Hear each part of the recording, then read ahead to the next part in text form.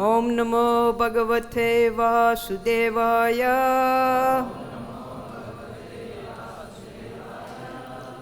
Today we're reading from Srimad Bhagavatam, Canto 10, Chapter 24, Text 8, Worshipping Govardhan Hill. Text 6, Worshipping Govardhan Hill. Jñatvā jñatvā ca karmāṇi jano ayam anutiṣṭhati vishuddha karma-siddhiḥ syād yathā nāviduṣo bhavet. Jñatvā jñatvā ca karmāṇi jano ayam anutiṣṭhati viduṣaḥ karma-siddhiḥ syād yathā nāviduṣo bhavet. Jñatvā jñatvā ca karmāṇi jano ayam anutiṣṭhati viduṣaḥ karma-siddhiḥ syād yathā nāviduṣo bhavet.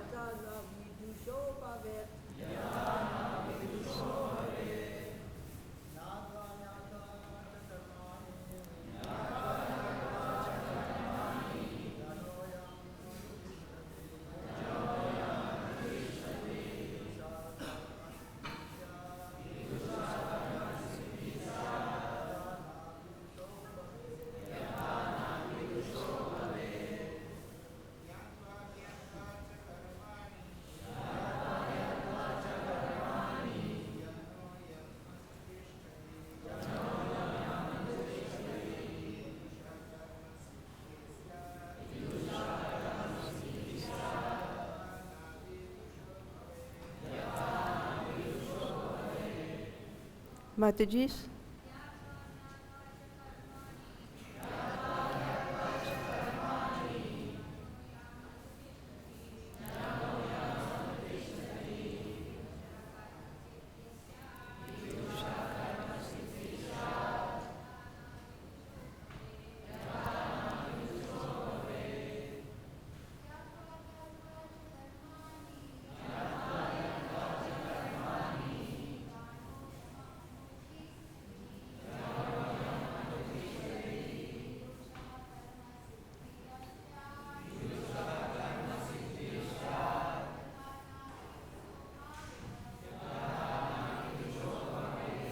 Jñatvā, understanding. Ajñātvā, not understanding. Ca, also. Karmāṇi, activities. Janaḥ, the common people. Ayam, these. Anutiṣṭhati, perform. Viduṣaḥ, for one who is wise. Karma-siddhiḥ, achievement of the intended goal of activity. Syāt, arises. Yathā, as. Not. Aviduṣaḥ, for one who is foolish. Bhavet, occurs. Translation. When people in this world perform activities, sometimes they understand what they are doing, and sometimes they don't. Those who know what they are doing achieve success in their work, whereas ignorant people do not. Purport. The Lord here informs his father that people should perform a particular ceremony or activity only after thoroughly understanding it through discussion with friends. We should not be blind followers of tradition. If a person doesn't even know what he is doing, how can he be successful in his work? This essentially is the Lord's argument in this verse. Since Śrī Kṛṣṇa, as the young child of Nanda, would naturally be expected to show enthusiasm for his father's religious activities, it was the father's duty to give the son a thorough explanation of the ceremony. Namo Om Vishnu Padaya Krishna Prasthaya Bhutle Srimati Bhakti Vedanta Swaminiti Namine Namaste Saraswati Deve Gauravani Pracharine Nirvisesa Sunyavadi Paschati Desatarine Om Ajnana Timurandasya Jnananjana Salakaya Chakshurun Militam Jena Tasmai Shri Gurave Namaha Vanchakalpa Tirubhyascha Kipa Sindhubhyevacha Patitanam Pavanebhyo Vaishnavebhyo Namo Namaha. Now here we have Krishna speaking to his father. At this point in the Krishna Lila that we're reading through in the 10th canto, it's explained by Srila Jiva Goswami in the first verse of this chapter that Sukadeva Goswami was in so much ecstasy of love. He was describing these Lila out of chronological context. For instance, the previous chapter, we heard about the Brahmanis and how they received the mercy of the Supreme Lord. Then Sri Jiva Goswami, he goes on to give the actual chronological order of these pastimes so that we can understand Krishna's age and the different stages that he's in his development, and therefore how the devotees interact with him according to his age and development. At this time, Krishna is 7 years and 2 months old. That means he's begun the 8th year of his appearance here. When he just turned 7 years, we heard about the Dhenuka Lila. And that evening, for the first time, the gopis in verse 43 of that chapter, they expressed their loving affection for Krishna. So this beginning of the 7th year was the beginning of Krishna's Kaishura Lila, where he manifested or began to manifest his 64 qualities in fullness. Previous to that, for instance, when he was in Balya Lila as a little baby, he could hardly speak, he was learning words, he could hardly talk. So his qualities were within him, latent, but not fully manifest. Then during Pokanda age, he was able to manifest more and more qualities. Now in the beginning of this Kaishura age, everything is starting to manifest in fullness and sweetness.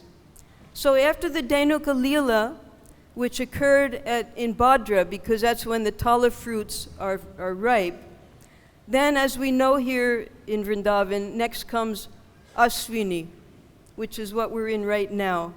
Ashvini month is the time when a lot of ritualistic ceremonies are going on. This, perhaps you noticed, those who are here in Mangalartik, we had Amavasya a few days ago. That's the day when everyone does their Shraddh. Everyone's satisfying their pitris, trying to help them get elevated to Pitri Loka. And normally we distribute over 1,000 books a day. That day we distributed 400 books because everyone was busy with something other than devotional service. Very few people came to the temple on that day. Although some devotees, they were very smart and they did their offerings to Krishna and Balaram at the temple. So this Ashvini, now coming up, we're in just the beginning of Navaratri, when these 9 days are dedicated to Durga Devi and then the big Durga Puja. Now here that's not so popular, but in places like Bengal, everything shuts down for these days. And they worship Durga Devi with great pomp, and then begins Kartik. So during Kartik, which is the month of Damodar, Srimati Radharani's month, that's the month when Krishna is worshipped. And this pastime took place because his birthday is Bhadra, when he was 7 years and 2 months old. That's Kartik. Krishna was seeing that Nanda Maharaj and the other cowherd men were very busy preparing for some ceremony. Now, he had seen it in previous years, but as a child, a small child, it didn't pay much attention to him.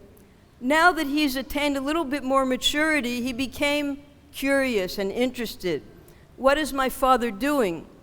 And as the father's son, he has to train him in religious ceremonies.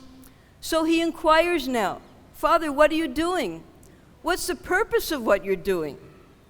Now, Krishna has his reasons for rejecting the Indra Puja and performing the Govardhan ceremony. His reasons will be manifest as this pastime unfolds. His first reason for stopping the Indra Puja was to break the pride, the Garva Khandan, to break the pride of Lord Indra, who had forgotten that he is a simple servant of the Lord. The second is to satisfy the Brijbasis.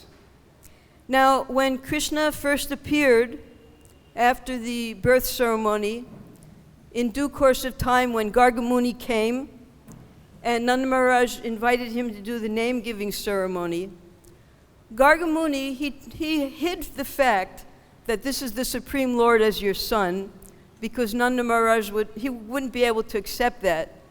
But he hinted that this child, he is almost equal to Narayan, and he has the special mercy of the Supreme Lord. And he will protect you and all of the Brijbasis. Therefore, you have to take very special care of him in his childhood.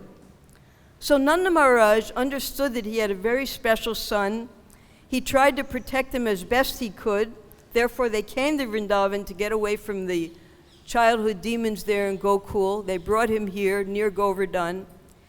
And Krishna, he wanted to satisfy his loving devotees in Braja in two ways.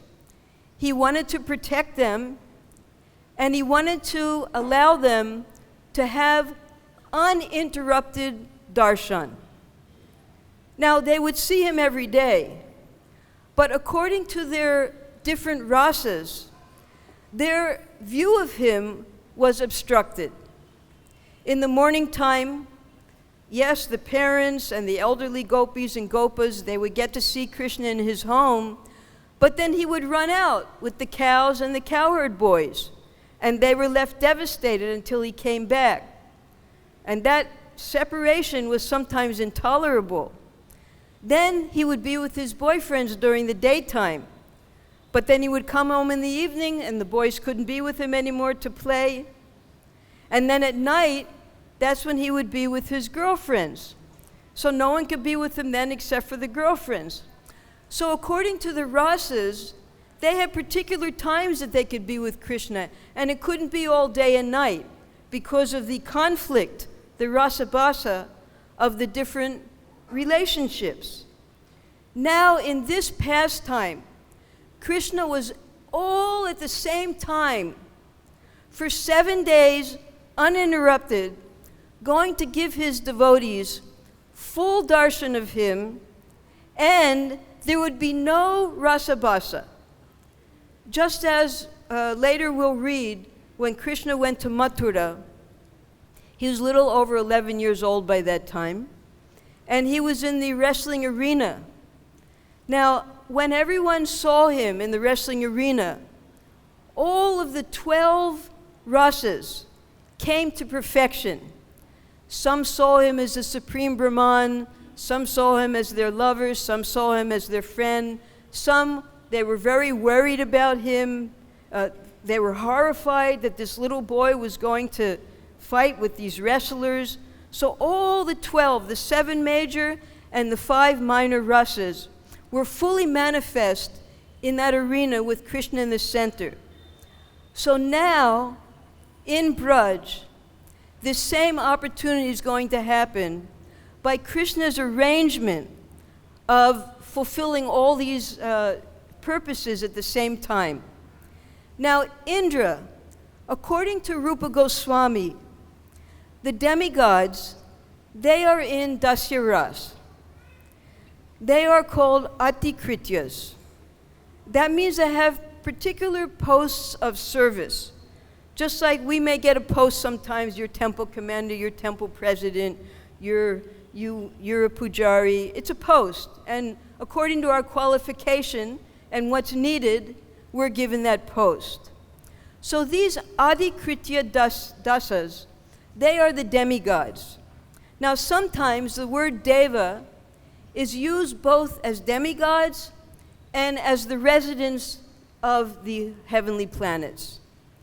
Now, the residents, due to their punya, they were able to become elevated to reside in the heavenly planets. But when their punya runs out, they fall down again. And these demigods also, they are ordinary living entities who are dependent upon the results of their karma-siddhiḥ activities, their punya, and that was why they qualified to get these positions. It's not that Indra is in any way on the same level as the Supreme Lord. He's completely dependent upon the Supreme Lord. And this is what Krishna wanted to bring out to the Brijbasis. Now, in Braja, anyone who lives in Braja, it means that they are 100% pure devotees of the Lord. But we see in many instances that there's demigod worship going on. Srimati Radharani, she worships Surya Bhagavan. Nanda Maharaj, he worships his Shalagram Shila. The gopis, they worship Katyayani. Chandravali, she worshipped Durga. And here, by tradition, old tradition and custom, Nanda Maharaj and the cowherd men are going to worship Indra. So Krishna, he wants to stop this completely. That there is no, in the Bhagavad-Gita, in the 3rd chapter, Krishna recommends, he said, I gave yagyas whereby which you can get rain, from the rain you can get so much prosperity. So he explained the whole system of yagya in the 3rd chapter, but then later in Bhagavad-Gita, he rejected it. He said those who worship the demigods, it means they have material desires, and there's no reason to worship the demigods. Krishna often gives arguments. In the 2nd chapter, he gave so many arguments, not arguments, but presentations about the nature of the soul, how the soul is eternal. And he gives these explanations according to what his conversation is with the devotees and what result he wants in that relationship. So now, we're going to hear from Krishna atheistic, karma-siddhiḥ, Sankhya, and Nyaya philosophy. And that's because he wants to convince them that you listen to me. You're my devotees. You're here because you love me. I will protect you. Don't worry about the wrath of the demigods if you don't worship them. You simply worship me. And he also did this in a very special manner because in Vrindavan, the majority of the community was Vaishyas. The Vaishyas have 4 occupations. They farm, they trade their extra agricultural products, they do cow protection, and if nothing else, they do banking. So Krishna says, he explains to them that all you have to do is your prescribed duties, because the demigods, they are bound to give you the reactions of your karma. It's the laws of nature. The karma-mīmaṁsas, they're actually atheistic. They say even if there is a God, he's also bound to give the results of karma. Therefore, if you just perform your prescribed duties, the Supreme Lord and the demigods, they are forced to give you the reactions. So therefore, just do your duty, do your karma very nicely. That's karma-mīmaṁsa. In karma-khandya, which comes from the Vedas, it's not atheistic. It's a gradual process for developing our faith in the Lord. So karma-khandya, there are many promises given. And Krishna explains that those promises are often exaggerated. If you do this, you'll get that. It's a business, you know. You do this, you'll get that. You do more, you'll get more. And these promises are to increase our faith, because when you do it, you get that. Now, sometimes they exaggerate to the point where they say, if you engage in this activities, you'll get liberation. But it is impossible to get liberation by engaging in karma-khandya activities. Only the Supreme Lord can fulfill that desire for liberation. Now, when Krishna tells his father that just do your prescribed duties, so Nanda Maharaj, he objected. He said, well, that's not always true. And he gave examples that a physician, he can give the best medicine, the best treatment, but the patient might still die. Therefore, it's by the will of the Lord whether the patient lives or not. The parents, they might give the best attention and love to their child, but the child might turn bad or the child might succumb to death. So therefore, there is an aspect of the will of the Supreme Lord, whether all that we do in our karma is successful or not. That's why in this verse, Krishna says, you have to know what you're doing. You have to know what your goal is. Otherwise, you're foolish. So tell me, what is the goal of this sacrifice? So,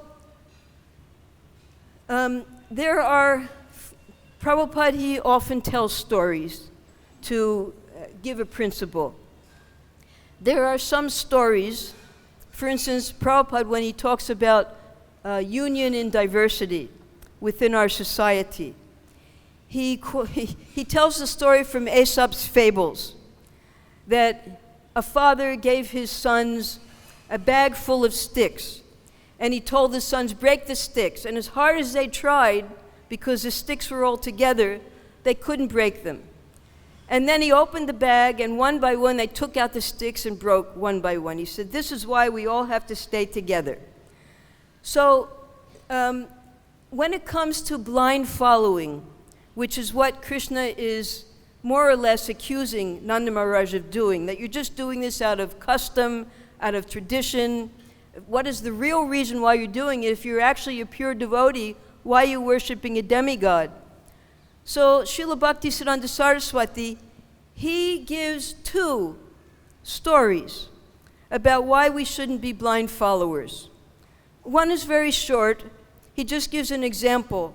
You'll see this here in Braj and the outer regions. When it's the hot season, the sheep will all come. They come down to the Jamuna for water. And at the front of the sheep is a head sheep, the male sheep. Now he's called the bellwether because he wears a bell, and wherever that bell goes, all the other sheep follow behind him. Now if that head sheep falls into a ditch, all the other sheep fall into the ditch with him.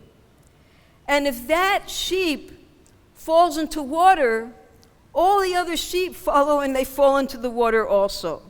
So this is the fallacy of being a blind follower. Don't just follow without seeing where you're going. And then he gives a little more elaborate description, and we can see where we are in this. He said there was a Raja, and he had some collectors, tax collectors. Now, one of them worshipped the Raja just like he was the Supreme Lord, was always flattering him, and was always getting so many gifts from the king as a result of this nice exchange. And he explained to the others that the reason I get so much benefit is because I worship him so nicely. And I worship him to get the benefits. So he was just doing this out of business. He knew what he had to do to please their king, and he got what he wanted. There was another one. He didn't do anything, and his only desire was to become the king. And the third one, the first one, his name was Kama. We can understand why. The second one, his name was Mukti-charan, because he just wanted to get out of the whole system and become the king himself. And the third one, his name was Haridas. And he explained to the other two, no. You have to worship the Lord, your king, simply as the representative of the Supreme Lord, and see his family members and all of his other associates. Because they're associated with him, you should also offer respects to them. So this Haridas, he saw everything properly. And it's in this way that we approach the demigods. Rupa Goswami, he gives one of the angas of devotional service, that we should not disrespect the demigods.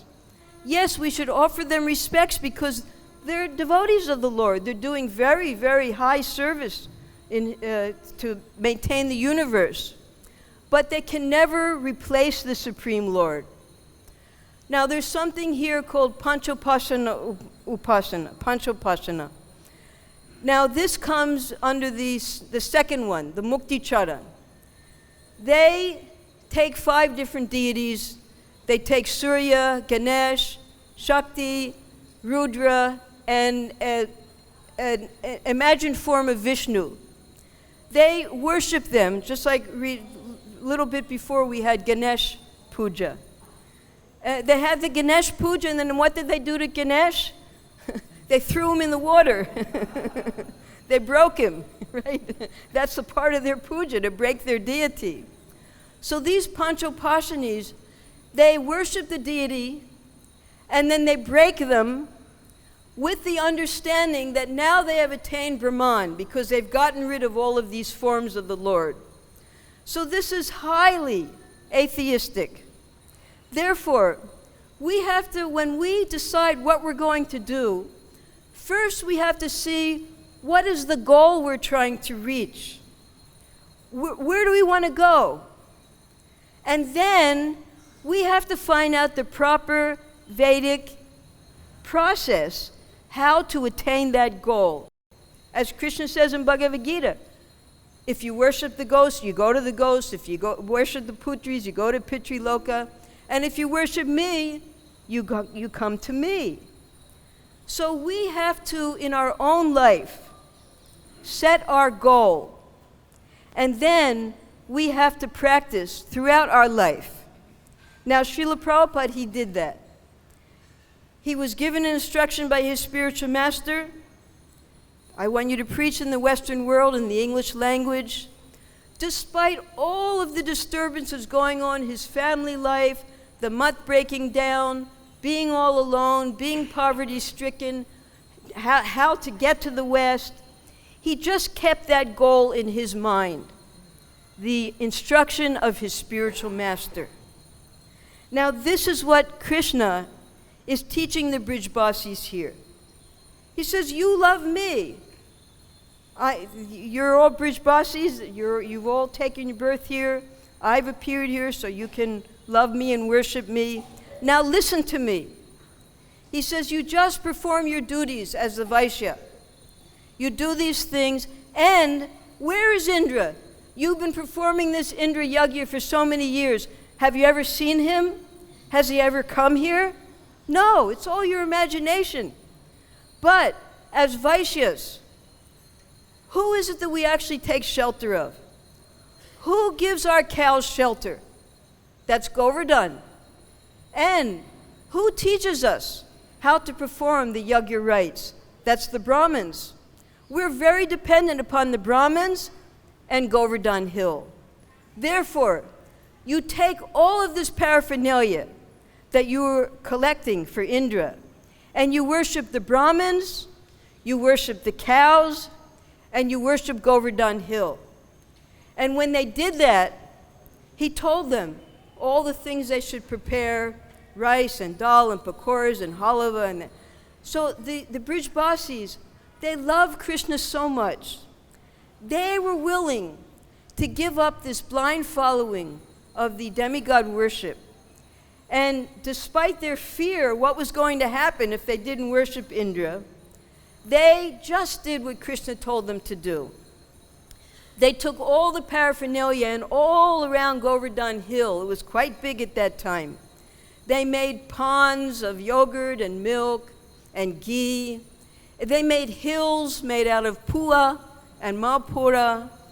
They decorated just like we have in our courtyard here, a small version. That's not imaginary worship. That's exactly what the Brijbasis did on that day.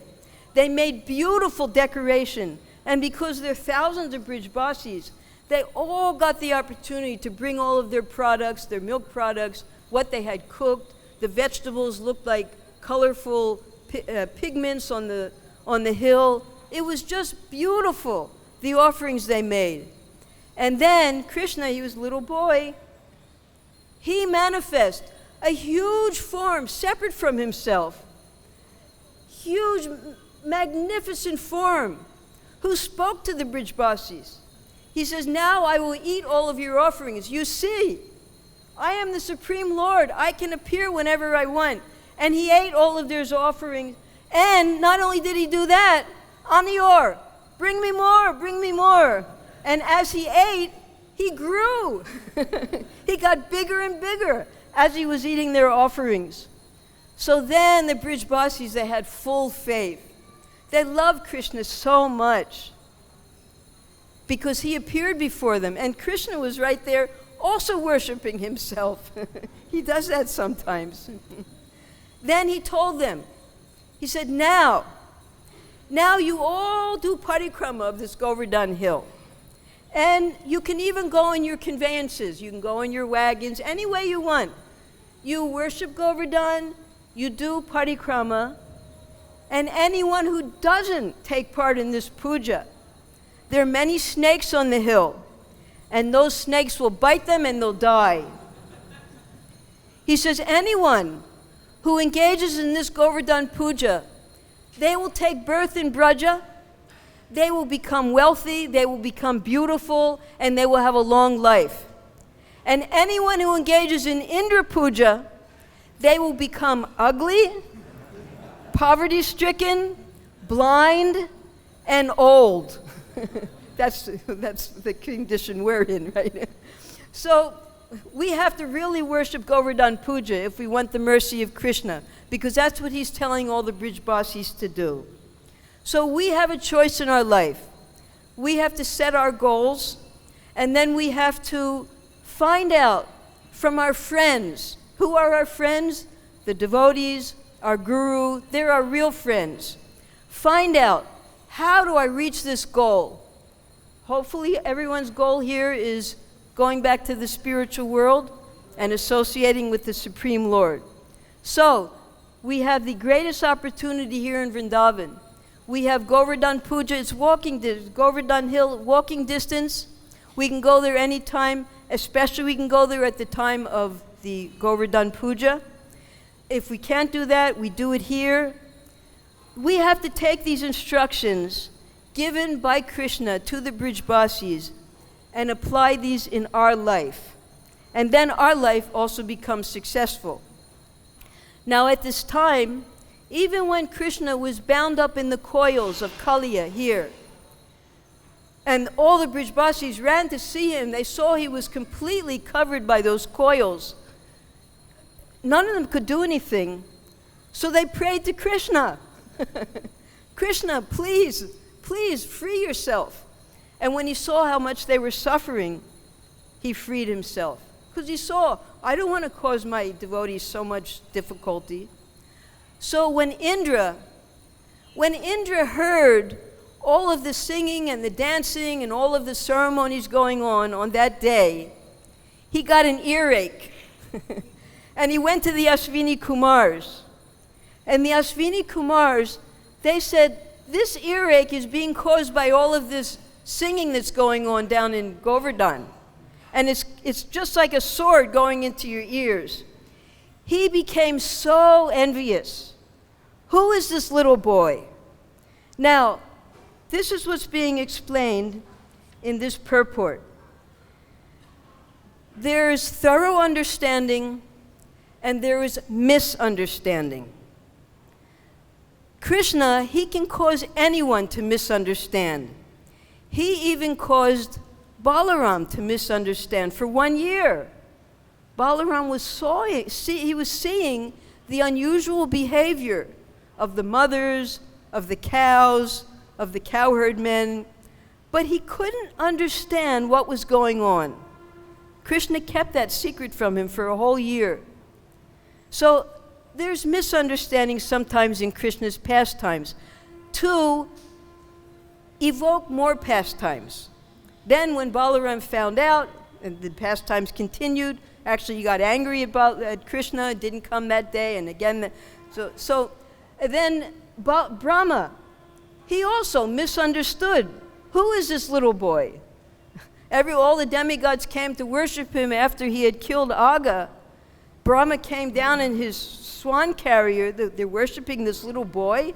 He's eating with his left hand, and he's the Supreme Lord, the same one that the Brahmins do so many yagyas for. So he didn't believe it. Misunderstanding.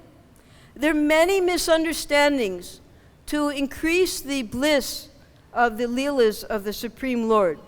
Gandhari, out of affection for her son, she cursed Krishna. Your whole family will also die, just like you caused my family to die. And then we have Jai and Vijay. They couldn't recognize the 4 Kumaras. So many misunderstandings that cause the beautiful pastimes that we read about in the Srimad Bhagavatam. And we can become overcome by misunderstandings. We have to be very careful.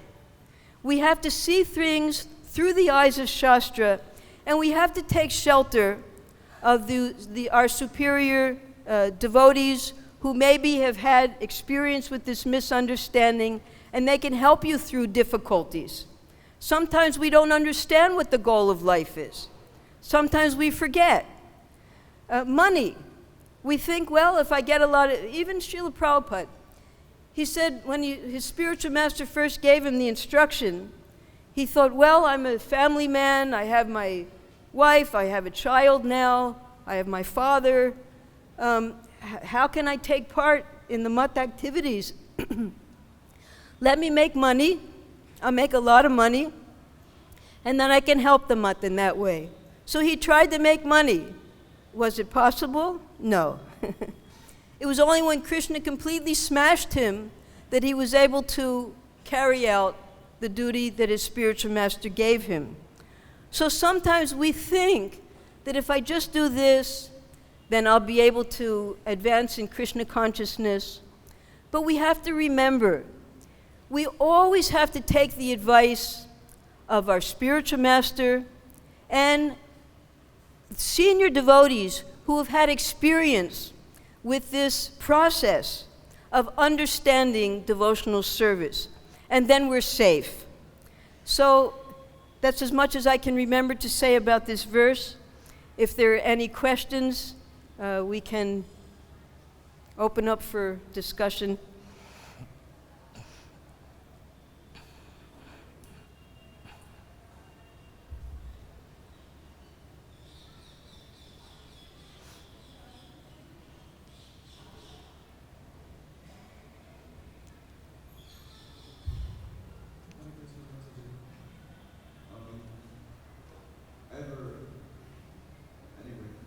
Is there any descriptions about the appearance of that form which Krishna took as Govardhan? Is there descriptions how he looks? Yes, there are descriptions. In the again by Jiva Goswami in the Gopal Champu. He gives a very full description of the beauty of that form that he took, how big it is, how he was able to eat everything in that huge form. And in fact, he goes into detail. After this beautiful form of Govardhan Krishna finished eating, he was so big that he took bamboo sticks and used them as toothpicks. Now, Prabhupada also, he had toothpicks. And he would use the toothpicks after he ate. Now, one devotee saw him using the toothpick, and he thought, oh, Prabhupada cleans his teeth after he eats. Let me brush my teeth. So he started to brush his teeth after eating. And Prabhupada said, no, you don't brush your teeth after eating. You use a toothpick because that's all prasadam in your mouth. So, yes, that description is there. If you're interested, both Kushakrata Prabhu and Bhanu Swami, they have translated the Gopal Champu, and you can read those beautiful descriptions. It's very elaborate. A whole Purana, 18th Purana, is a description of this pastime. Because during this month, all right, Krishna was 7 years and 2 months when this particular incident took place. It happened, there was Diwali, that's the middle of Kartik, and then the day before Diwali, there's 5 days of celebration. Is Dhanteras, when you get everything very bright and shiny and clean. Then on the Amavasya, the next Amavasya, that's Diwali. And then the next day was the Govardhan Puja, right? And then the next day was what's called Bhai-Dooj. Bhai-Dooj is when all the Brijbasis, after they did this beautiful ceremony in Govardhan, they then all went together to the Jamuna, and they worshipped the Jamuna, and they worshipped her brother Yamaraj. Because brother and sister on that day, it's also the day when Krishna, after he killed Narakasura, he went to see Subhadra and she worshipped him. And it's a day when sisters worship their brothers. Now, we have a similar day that's worshipped here by tradition that's called Raksha Bandhan. For us, it's Balaram's appearance day. Now, here in the very early days, one devotee, I won't mention any names because I don't want to embarrass them. She thought, oh, she saw, this happens sometimes when we come to Vrindavan in the very, we come to Vrindavan, we see the Brijbasis doing so many things that Prabhupada didn't teach us. So she saw everyone was, putting the Rakhi on their brothers and on their friends and things like that. So she brought a Rakhi and put it on the temple president. And and Prabhupada was here at that time. And he completely smashed it. He said, no, this has nothing to do with the Vaishnava tradition. So sometimes Prabhupada would take his morning walks here. One time he went to a beautiful place here. It's called the Rangaji Bagicha. You can all go there. It's a beautiful park for the Rangaji temple, for Rangaji and his consort to enjoy there. So Prabhupada was taking a morning walk there, and one devotee said to Prabhupada, Prabhupada, devotees are doing things differently that you never taught us now. They take old Brahmin threads and wrap it around their wrist, and after they do abhishek, they tear up the cloth and wrap that around their wrist, and they're wearing all these fancy neck beads now. Is this right? Is this okay to do, Prabhupada?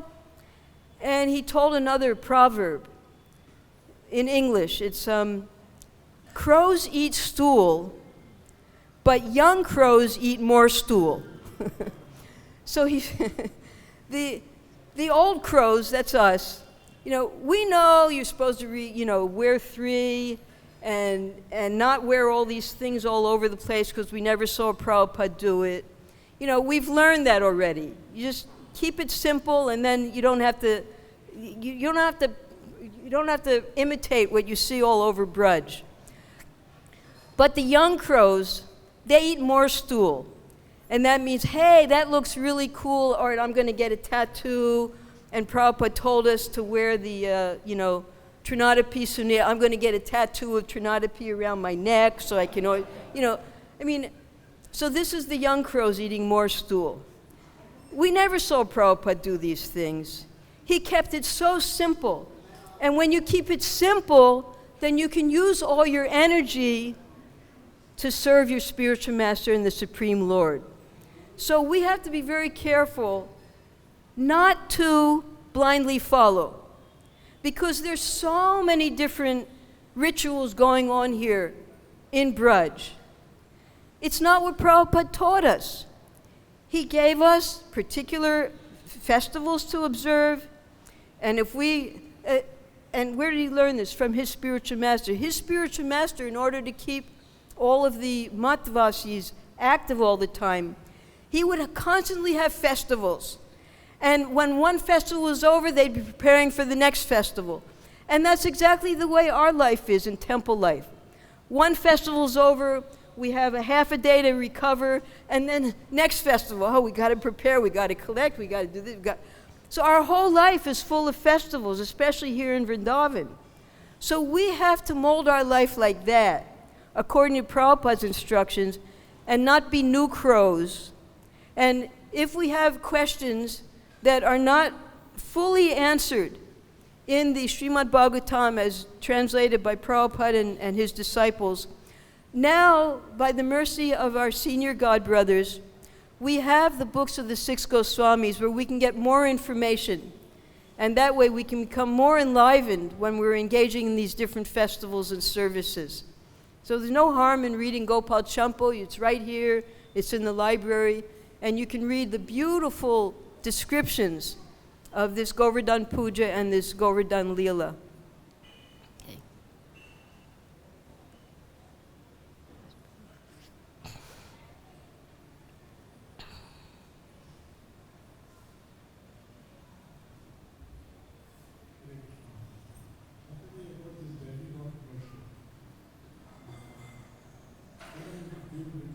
You have to speak loudly.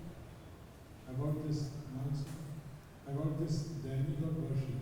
Yes. Can you give a little more explanation, up to what will become especially in India, now Navratri is going on, different pujas, Śrī Kṛṣṇa, so how a Vaishnava should deal with it? Okay. So right now we have Navaratri going on. That's for Durga Puja. One young new brahmachari came and joined here, was Bengali. And Prabhupada was here, and it was Navaratri time. And in Bengal, everyone goes to see their mother at that time. They worship their mother. So Prabhupada was coming out of his house, and the brahmachari, very, very humbly, he was just completely confused. Should I do what, tradition is? Should I leave Vrindavan and go see my mother, or should I stay here? So he asked Prabhupada in Bengali, he said, should I go see my mother?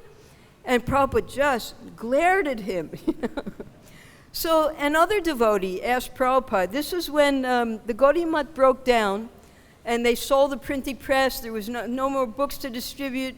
Prabhupada gave them his Back to Godhead magazine to distribute, and they were going around distributing, and people were saying, why are you worshiping Krishna? We all worship Daivi here in Bengal. They weren't interested in worshiping Krishna. And they didn't know how to answer the question, why are you worshiping Krishna? So they came back to Prabhupada and asked him. So he said to them, these young boys, brahmacharis, he said, you just ask them. He said, you look at Daivi when you do the Kali Puja. What kind of prasad do you get? You get blood, you get meat, and who are your associates? Demons, atheists, dacoits. So you want to associate with those people if you worship Kali, or you want to associate with Krishna. When you worship Krishna, what kind of prasadam do you get? You get beautiful sandesh, rasgula, kheer, and who are your associates? The beautiful Vaikunthavasi devotees, all clean and brilliant and dancing and singing. So you choose We don't have to philosophically explain it to you. Which do you want? So this is how Prabhupada was able to explain why we worship Krishna. He has the best prasadam and the best devotees also. So that's why we worship Krishna, and we're not interested in the demigod worship, although we see that the Brijbasis, due to tradition, they were worshiping, and it was all part of the Leela. Just like Srimati Radharani, why did she worship Suryadev? So that she could meet Krishna every day, because he was the pujari. So all of this type of demigod worship within Braja, that's all to facilitate the pastimes of the Lord.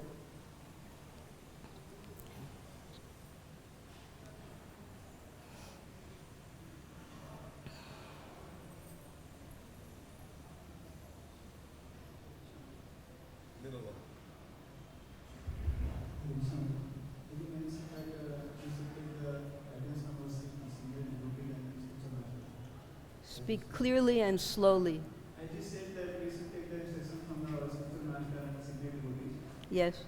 The one also meets his guru, and in very few meetings, the guru gives the personal instruction.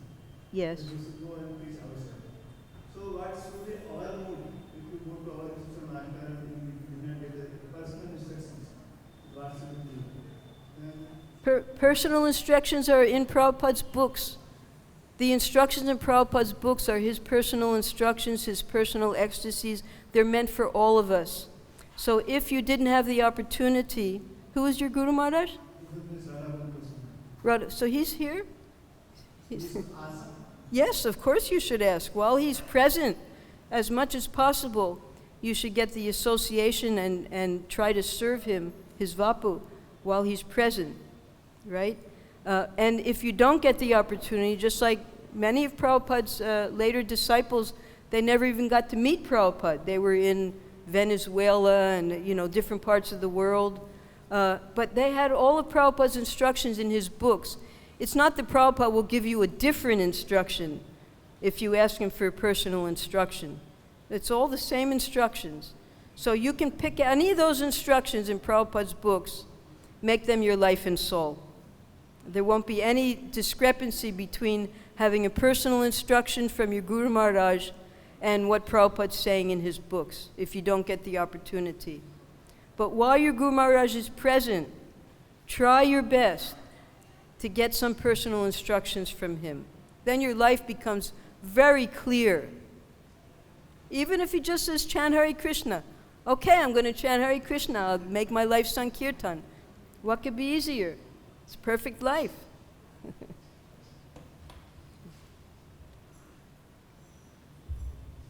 to share on this point that one time Vishal was mentioning that he asked Prabhupada how to describe a ISKCON devotee. And Prabhupada put it very nicely in 6 words. Chant Hare Krishna and spread Hare Krishna. Everything, and personally I can see very inspiring work. Everything in our life is filled between these 2 instruction lines. Yes. Right, right. It was a very inspiring one. Yes. And what did Prabhupada did? He chanted Hare Krishna, and in everything he spread Hare Krishna. Right, right. And what do I see in Nanda Maharaj's life? In my Shiksha Guru, my spiritual master, any sincere Vaishnavas. That's all they're doing. Chant Hare Krishna and spread Hare Krishna. Yes, yes.